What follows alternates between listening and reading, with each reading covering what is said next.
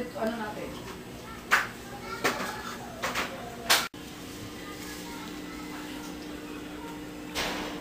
Uy! Maga na! Uy, kuya! Gabi mo pa pinagbabasa nung umaga na. May exam kasi kami, kuya. Bigyan mo ng time yung sarili mo. Isang linggo may exam kami. Pagod na yung mukha mo. Ito, volume 9 na nga ako eh. Kasi hanggang volume 15 to. Bigyan mo naman yung sarili mo, baka ma-overfatigue ka yan.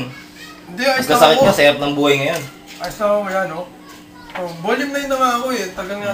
Kagabi tinapos ko yung volume 1 to 8. Nakatulog yata ako. Basta yung sarili mo, alagaan mo ha. Oo, kuya, akong bahala. Kasi ito, matapos na ako page, ano na to, 269. Sige, papasok na ako ha. Kasi kuya, ingat ha. Sige. Bye.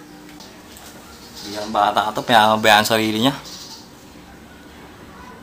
Papasok na.